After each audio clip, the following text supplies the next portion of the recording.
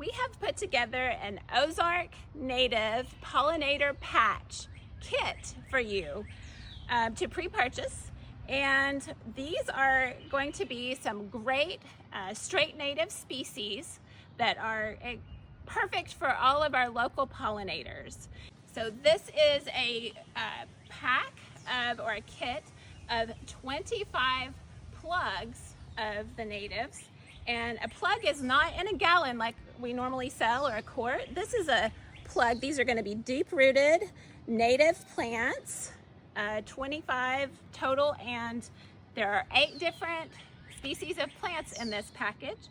And you will see that we have a kind of a map, kind of a plant by number situation that you can do for a 6-foot by 10-foot area. So this is a wonderful, easy answer to getting started to encourage pollinators into your yard and area. Out of the 8 different plants, there are 4 plants that are keystone species. If you're familiar with Doug Talamay's work, he has identified, or he has come up with the term keystone species, and that is a plant that majorly produces food sources for the local ecosystem. So they provide a lot of food, nectar, or pollen, or foliage for native insects, which then in turn provides a food source for native birds and frogs and turtles and all of our critters. So the keystone species serve a large population of our local insects. So in the pack, you are going to get this when you pre-order, these nicely rooted plants, and we have the list, and you'll see the kind of a map or a drawing on how you could lay it out. This is just a suggestion, but it does give you a design that's practical for viewing. It kind of helps you do the landscaping part of this, because putting plants that are taller in the back versus the short ones in the front and how to lay them out is important to make things look nice. So this is an opportunity to create a patch that can be cut straight out of your lawn if you'd like to move into creating more spaces for our pollinators. The patch is going to be a 6-foot by 10-foot area on our diagram, and each plant on the diagram shows its circle is kind of its scale. So you do want to keep in mind the size of the plants as they mature. And we are going to show you how you can get ready for this. This is going to be ready to pick up in a few weeks, and you have some time to get your space ready. This is a great opportunity to get started into providing native plants for our local pollinators. So, how can you get started when you order this? Well, first thing to do is pick your site. All of these plants are actually full sun natives. Another benefit of straight native plants is that they don't need beefed up soil. They don't need a lot of fertilizer. And as a matter of fact, if you over fertilize, they're gonna look not so good. They actually get tall, lanky, and fall over. So providing them 6 to 8 hours of sun is a great location. And if you do have lawn in the area, one way to address the grass and weeds in the area is to smother it. So if you have an opportunity to go ahead and lay down some plastic or a tarp over the space that you're going to use for the pollinator patch, you could go ahead and do that for a couple of weeks at least. Solarization actually takes much longer, and it is a great way to start killing off the weed seed bank in your soil. But if you're ordering this today, then you're gonna have a little shorter window to get prepared to plant these plugs. Because these are plugs, they cannot go straight into a lawn. It will be a losing battle. They're small plants that need to get established, so they need a little bit of help from us. We just happen to have the opportunity at one of the Garden Gate Tour gardens, Golden Oaks Gardens. They had an area that they had a tarp down earlier this year for I think a couple of months actually, bringing in some compost for their gardens to prep for the garden tour. And so it killed off most of their grass in this area, They had a little bit of compost left, so they top dress with it.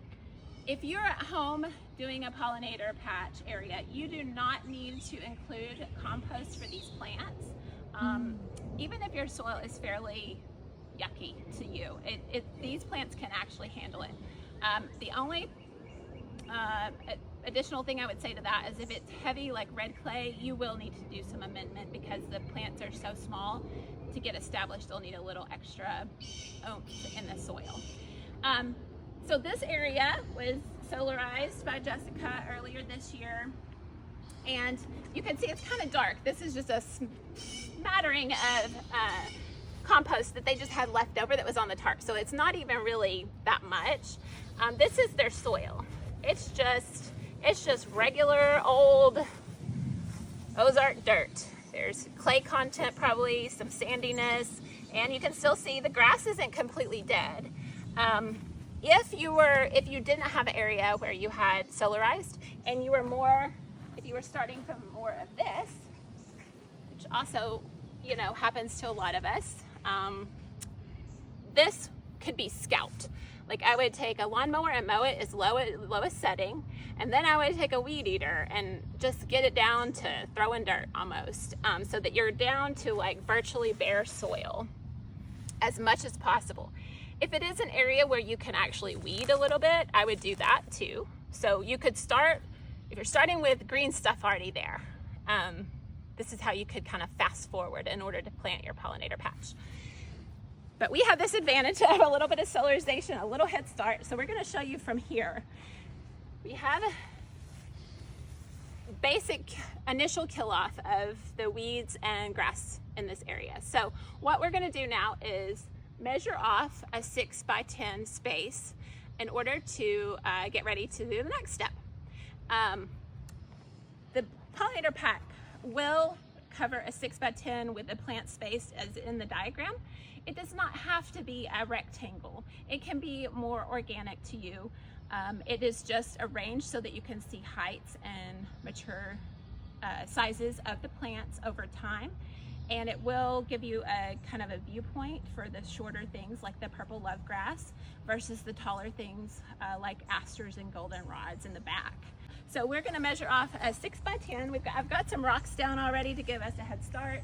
So here's our 10-foot space, and then I just laid down rocks to help me if you have flagging or whatever you're going to use.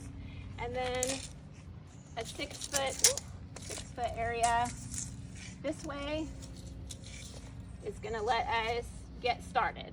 So I'm using rocks to designate my corners right now.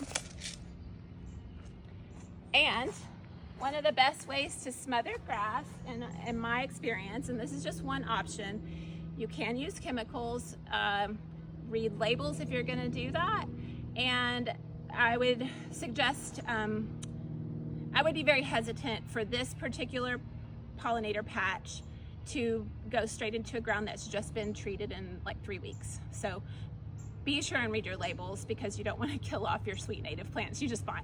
Okay, so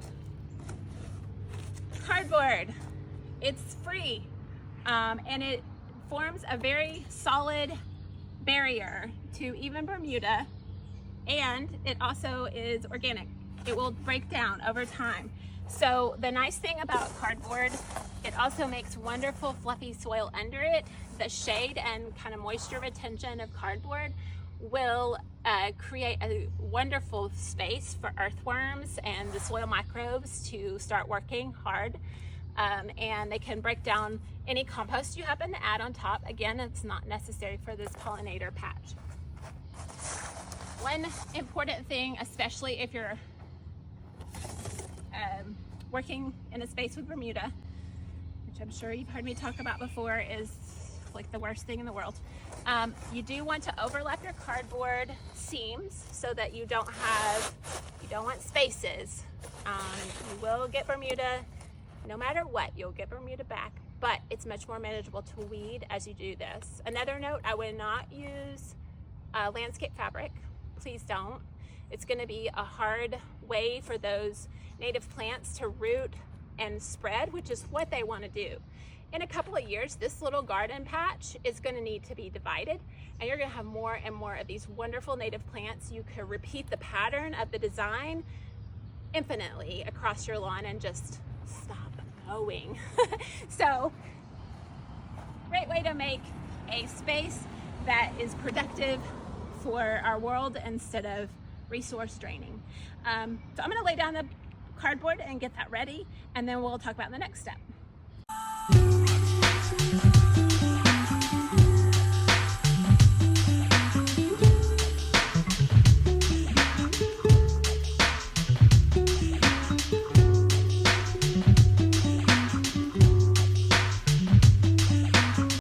Okay, so we have the cardboard down. Remember, we're overlapping, trying to avoid many cracks or spaces without cardboard.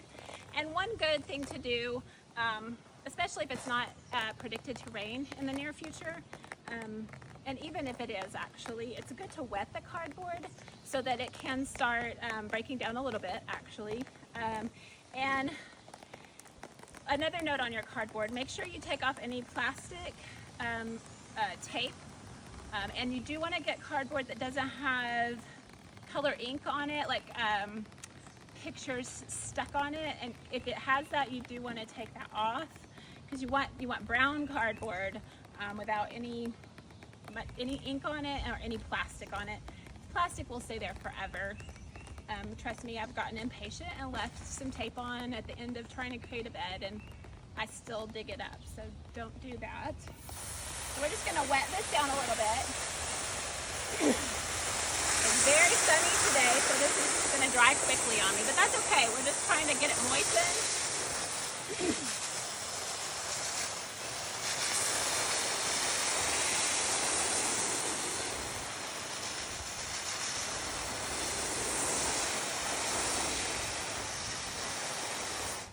All right, we've got your area thoroughly covered in cardboard to start smothering the weeds and grass underneath.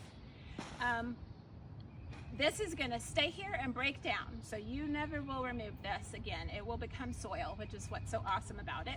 Our next step is to add mulch on top, and the native plants we're planting can they are going to grow larger, so they will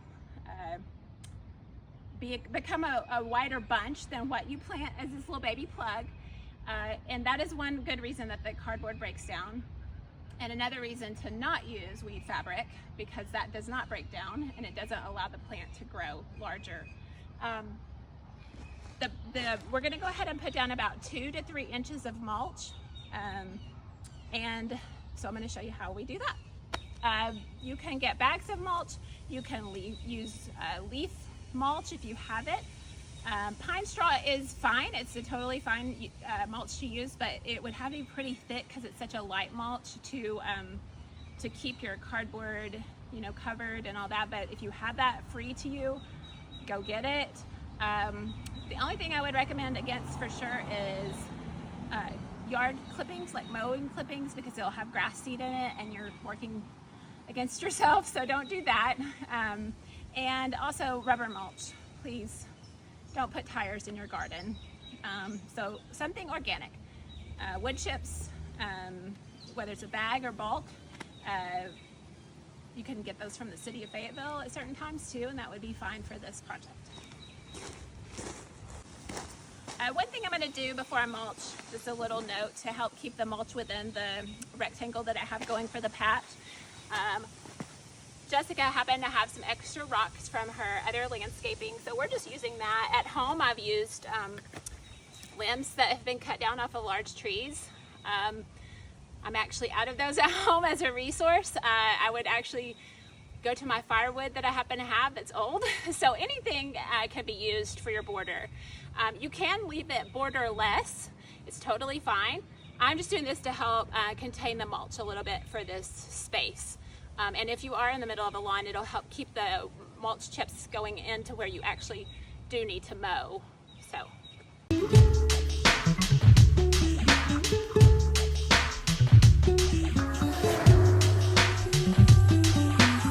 Laying the mulch is actually the simplest part open the bag or go get it out of the back of the truck from the wheelbarrow and dump it on, because we're not having to be careful from burying the plants. So that's one advantage of mulching first and then going back and planting. Again, we're aiming for about 2 to 3 inches. You could go a little deeper depending on what your mulch product is. This is a little bit chunky for these plants, but I know Jessica and Darren are going to work hard at keeping this from falling on top of them and covering them up. So that would be something where a finer mulch would be helpful. But they have this in the other spaces of their yard, and so this will match up really nicely for the landscaping.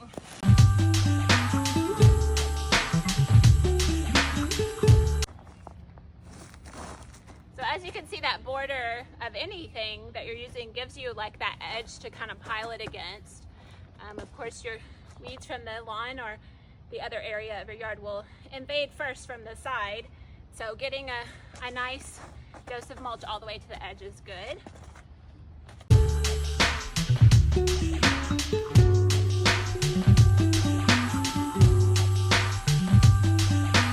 The pollinator patch has begun.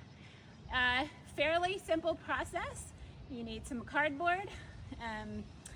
You need a space of 6 by 10 and a few bags of mulch to cover it, whether that's purchased or from some resource you have at home. So now the pollinator pack will come, and whenever it's time to plant that, you will just lay out your design however you prefer, whether it's using the design we have online or not, and you'll just pull back the mulch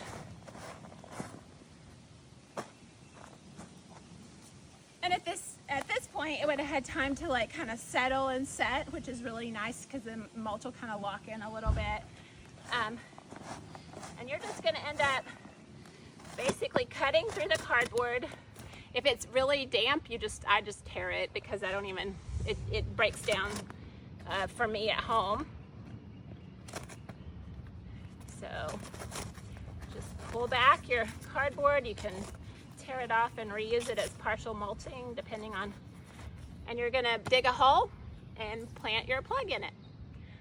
So it's pretty easy to get started on your very own Arkansas Native Pollinator Patch.